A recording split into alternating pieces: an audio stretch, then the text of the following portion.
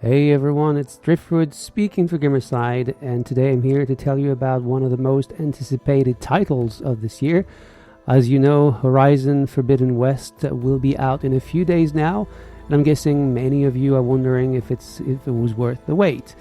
I'm going to cover the PlayStation 5 version, but I will also try and show you the PS4 Pro version. Couldn't do the PS4, base PS4, because I don't have it at home anymore. But I hope you'll be happy with this video. And it actually was very difficult to have it ready on time, which is basically why it's late. Now, let's talk a little bit about the story. Don't worry, I'm not going to give away anything. I'm just going to tell you the premises of Forbidden West. As you probably know, the story takes place right after the end of the first one, a few months later.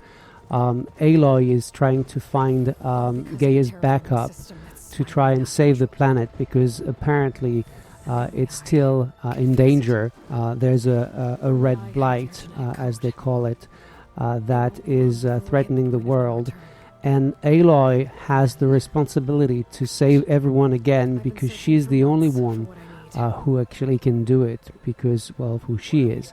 And again, if you haven't played the first game, I'm not going to say more about the original context, though I would assume if you're watching this that you actually completed the first episode. The first part of the game is actually set in a very linear area where you'll be looking for Gaia's backup with your friend Varl, and you'll see a lot of familiar faces in this sequel, as you can imagine. And once you're done with the prologue, you'll start your journey, and it's going to be a very, very long one, I can assure you that. The thing is, after the prologue, you won't be actually thrown into the full open world just yet. You'll be in an area called the Daunt, which is which marks the border with the Forbidden West. And you'll have to do a certain number of things there before you can actually continue. But in general, the game is actually keeping you in limited areas, which can be pretty big. Don't be worried about that. But so that you don't get to see the West too soon, and I think is a very good thing, because you get that feel that you're actually on a real road trip. And as you can see, also cutscenes are much more elegant than they used to be, which is a good thing, because that's something that was criticized in the first game. And all in all, main quest and secondary quests, they're all really, really nice to play, and some are really amazing. So I'm pretty sure you'll be very, very happy with this sequel in terms of story and storytelling.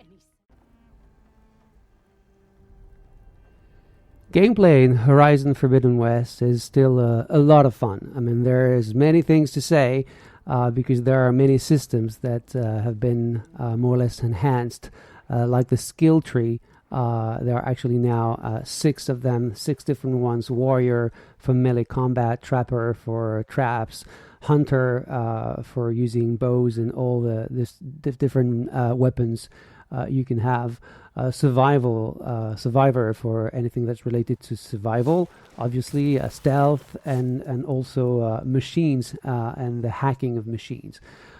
So it's actually, as before, just like before, the highlights of the game are the combat against the machines that are actually more varied than ever, and I would guess that you're going to have a lot of fun discovering them. They're massive. Some of the new ones are really huge and scary, and I'm not actually going to show you a lot of the new creatures, because I think that's really something you want to do on your own, and you don't need me to actually show you what's in the game, everything that's in the game at least. And I hope you won't mind. So you'll probably see 1 or 2, but mainly I stuck to the old machines that you know, and or at least some machines that actually do look similar to the old ones, so you don't get spoiled too much. The thing is, combat feels very very close to what it used to be, especially using the bows and the slingers, and there are actually new weapons that are called spike throwers that I think are really efficient, especially when they're explosive, as they cause massive damage. And I would say for me it's the ultimate weapon. But yeah, elemental attacks. It was all there in the first game. It's back. It's they've actually enhanced everything. There's more of everything, if you will, and that makes it even more fun to play and face the monster. The concentration mode where you can slow down time actually back, and you can make it last even longer now with the outfit you're wearing, the abilities you unlock, and also the different things you can do to unlock to upgrade your weapons and outfits. So it's really enjoyable, and there's some incredible fighting scenes that I'm not going to reveal, but against like the bigger ones, like this one, which was just walking around the open world. So it was not the main mission. Now you'll also be facing enemies, human enemies, I mean, and well, yeah, as you can see, you can be stealthy. You can use your focus to actually mark the enemies. It's really something we've seen before. AI in the first game was not so good. I don't know if it's been improved much. It's still possible to kill everyone without them noticing you, but in the bigger like forts, it can be a bit trickier, I would say. So eventually, it ends in combat in melee with the new combos you can unlock is actually a lot more satisfying, although still feels a bit messy, I would say.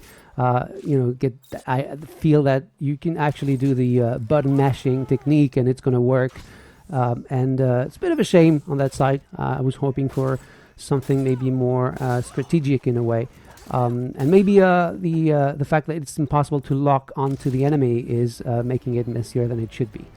But like I said, the highlights really the fights against the machines, and on this side, don't worry, you're not going to be disappointed. It's actually very, very satisfying.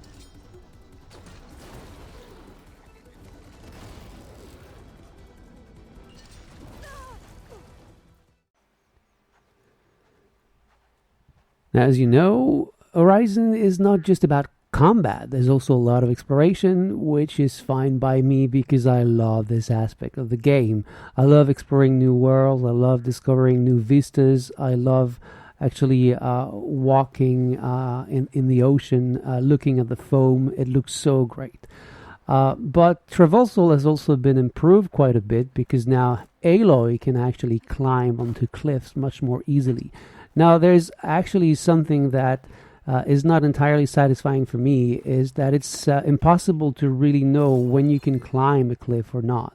They sometimes look identical, and it's impossible. So you have to use the focus, just like I did here, and it makes the game look like Death Stranding, which is fine in a way. But for someone like me who just enjoys the scenery, like when it's really, when it looks really natural, I think it's a bit of a shame that there are not more clues, like things you see that help you understand that you can actually climb the cliff, the rocks, and more often than not, I had to just jump and see what was happening. What is really satisfying, on the other hand, is the swimming. Underwater swimming is just great. Exploring the underwater areas. Not only do they look beautiful, but it's also very, very satisfying to just swim to avoid the enemies. But I've been in love with those sequences ever since the first Tomb Raider back in 1996, so I don't think I'm objective on this subject. Talking about Tomb Raider, something that I did not expect to see in Horizon Forbidden West is using the grappling hook, which is one of the new additions in this game. You're going to have to actually push crates a certain number of times. I mean, they don't overdo it. It's a bit strange because it's very video gamey, if you will. but it works, and it adds different, like new types of puzzles that were not part of the first game, I would say.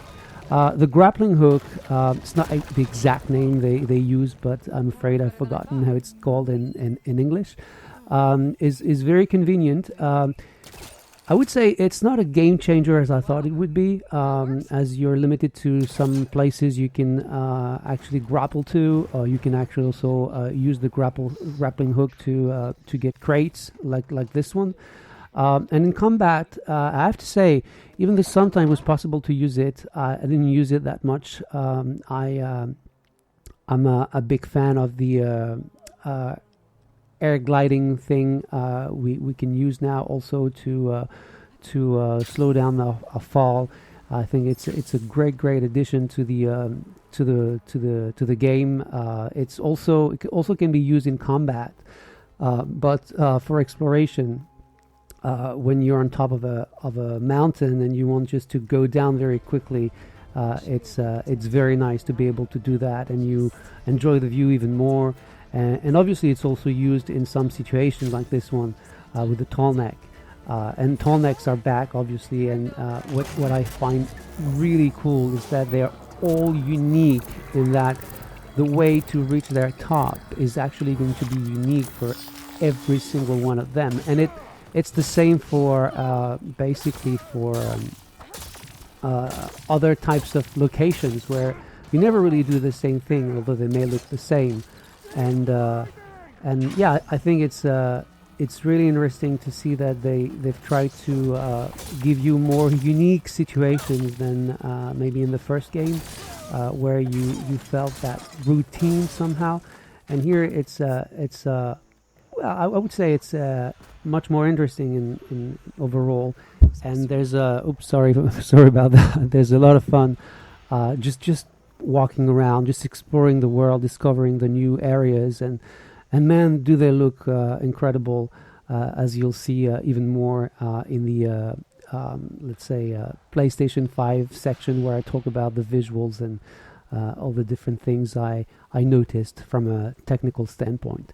So you have like many types of activities, exploring the world, finding black boxes of planes, different things you don't need to do, but it adds to the overall to the lore. And I was really happy just to pick what I wanted to do, to go on a hunt for just a little while, then go back on a main quest, and then switch to a side mission. It's always very cool to be able to do as you please, and that's something that the game really nails. Now let's take a quick look at the PS4 Pro version.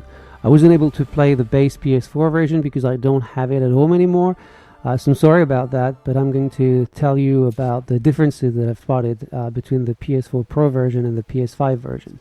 As you can see, image quality is a bit lower, resolution is much lower, I would guess. The image is much softer, but the game still looks amazing.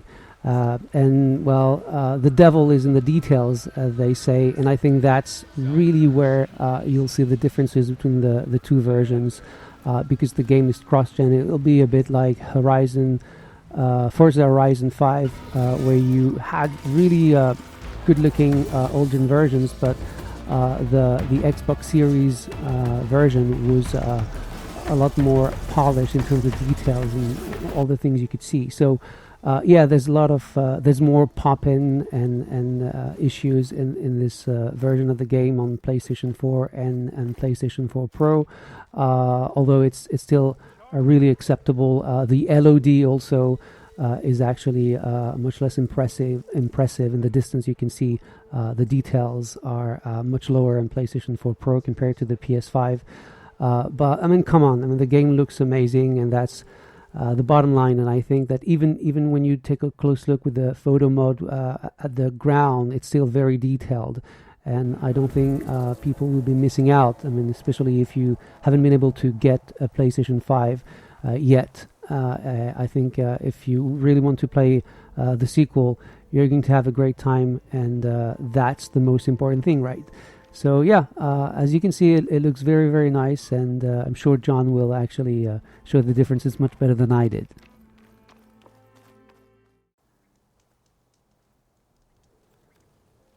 So there are a lot of things to say about the PlayStation 5 version, other than the fact that it looks great. It has 2 graphics modes, and from the very beginning of this video, all you've been seeing is the resolution mode, capped at 30 FPS, which looks really, really nice. Although there's some traces of aliasing, I would say, but not that much. Image quality is very crisp, and it's really a sight to behold, like I said, and it's mainly it's actually the game mode, the graphics modes I've chosen most of the time, because the game looks really, really, really great in this mode.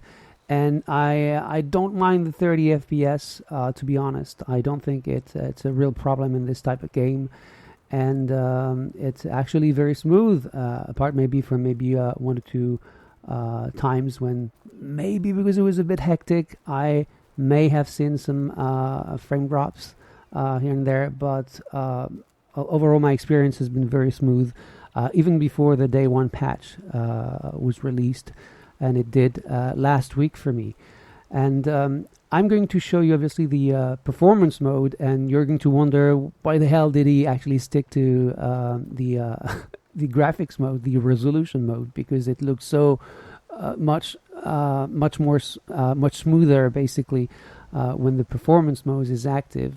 But I would say my main issue, and maybe you'll see that, maybe not, because of, even though the video is very high quality, there's still compression. So maybe you won't see it as clearly as I do on my TV, which is really close to me, to my couch. But it's supposed to be 1800p, I would say, with some reconstruction method. So it looks very, very smooth, except for a few hiccups here and there, especially when you're mounting a machine. And you're just galloping through the wilderness, I would say. But other than that, it's smooth. But I would say, because of the aliasing method they're using, I don't know. I think I don't know if it's some shimmering or something like that. When I play on my OLED TV, the CX, if I'm not mistaken. I haven't tried my C1 because I have both. I'm that lucky type of person. And yeah, there's a bit more shimmering. I mean, you can see aliasing a bit more on the vegetation mostly. So when it's a bright moment of the day and there's lush vegetation like here, you see it more. And it's not very distracting, I would say. I guess I'm just being nitpicky about this. But because I could choose, I basically spent most of my time on the graphics mode, and will actually give me a good reason to play some more, just using the 60 FPS mode, because, the fluidity you gain is very, very satisfying, as you can imagine. But like I said, it's a game that looks amazing on PlayStation 5. There's a lot more details, but probably have to look very closely to see that. So a lot of people would say that it's not a next-gen title, maybe. And I'm sure John, and I've been talking about this game with John from Digital Foundry on Skype, but I'm sure he will prove to you that it actually is capable of doing things that were not possible on old gen hardware. I've been told that also the lighting system is using the one they used to only use in the cinematics, in the cutscenes now. So I'm guessing it's not the case on PlayStation 4. But it's in any way, it's a game that looks great. I have a few issues with it, like pop-in. That, oddly enough, it didn't happen to John, but I had like some bits of the scenery that would just pop right in front of me. I don't know, it probably is a bug, a tower in the distance was invisible, but I could see the objects on it just floating, and it was a bit odd. And sometimes like a small wooden bridge that would appear just in front of Aloy. That didn't look so good. Happened quite a lot, and still happens with the wildlife, like a boar just popping out of nowhere. And I would say it was common in last gen games, but it's a bit of a shame that it's still the case here. But I'm hoping it's just a bug and that it'll be sorted out very, very soon, and that can enjoy the beauty of the game without those small issues.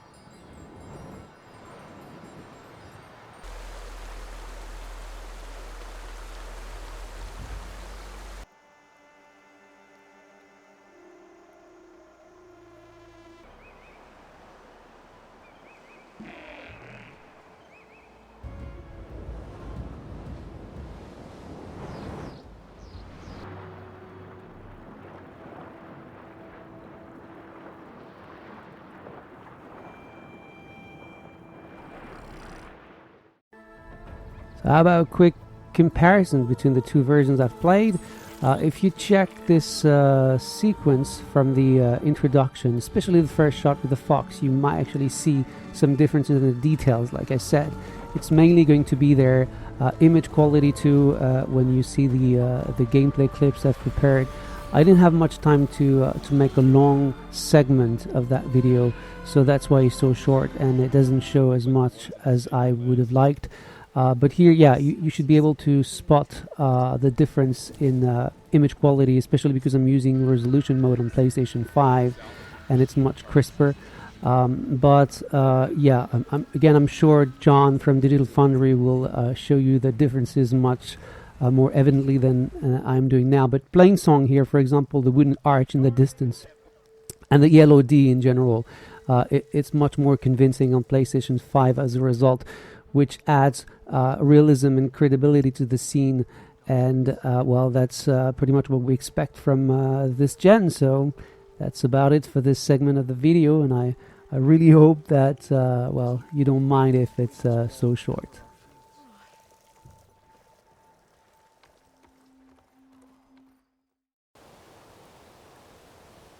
As a conclusion, I would say Forbidden West is a sequel, so in many ways it's very faithful to the original game, but it pushes everything further.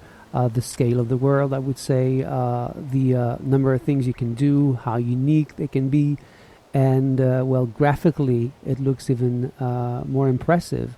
Although, like I said many times in this video, it's all in the details. But again, take a look at these shots I've recorded on PlayStation 5 using the resolution mode. The game looks amazing. I've really enjoyed my time on the game. I've played more than 80 hours and I keep coming back at it to complete some of the things I haven't completed yet. Some of the side quests are really great. Some locations you visit on during side quest, I've been really surprised. The main quests are good too. Characters are very solid. I really enjoy the storytelling, and really it's a game that has its issues, few technical ones. Sadly, like I said, the pop-in for me is a bit of a letdown, and even if it's just a bug, I'm just a bit disappointed that it hasn't been solved before launch. And yeah, sure, some aspects of the game, like the food you can cook or you can buy, I didn't use it so much, so some aspects are they don't seem as necessary as maybe they should in a sequel, like in a Monster Hunter game, for example, where you have to cook some recipes to get ready to fight the monsters. So maybe on the hardest difficulty setting, it'll be more useful. But even in hard mode, I never found it was too important to do it, for example. But other than that, really, it's a game that you should definitely play if you have a PS4 or PS5. And that's about it. So thanks for watching. I'll see you very soon.